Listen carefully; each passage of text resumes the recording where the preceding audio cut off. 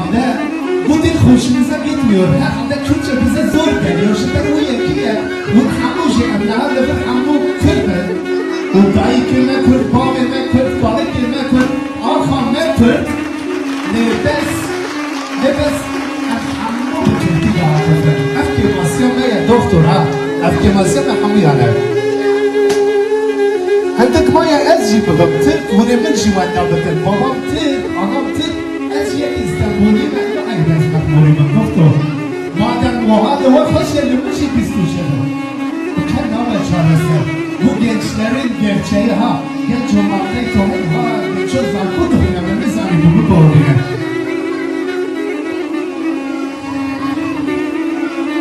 اسفادت مهملی اوتی تصورن تاخونی خورتی کوکنه دکتر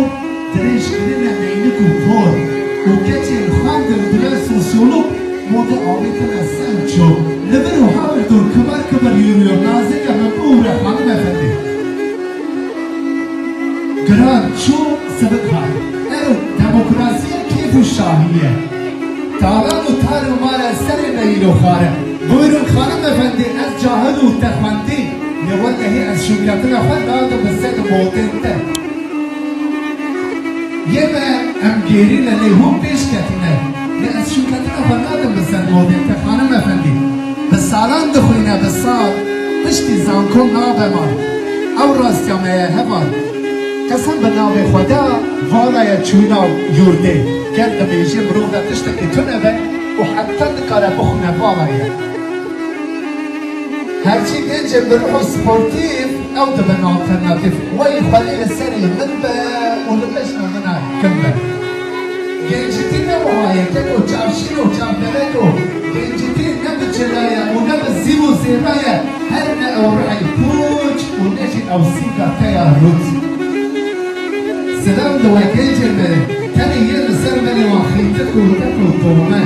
یه ناچن دبستانه بره خدان کولانا یه لسر باوی خدی سورون و بودلا دنابرا تو نباشا چه فرقا و پاشا هنا راکرن ناوی شهید هنا خاکرن عقید هنا خاکرن بیریتان و هن خاکرن زیلان وی مالا تنقبا خی نحیفا و نابا تایرو لخاکریه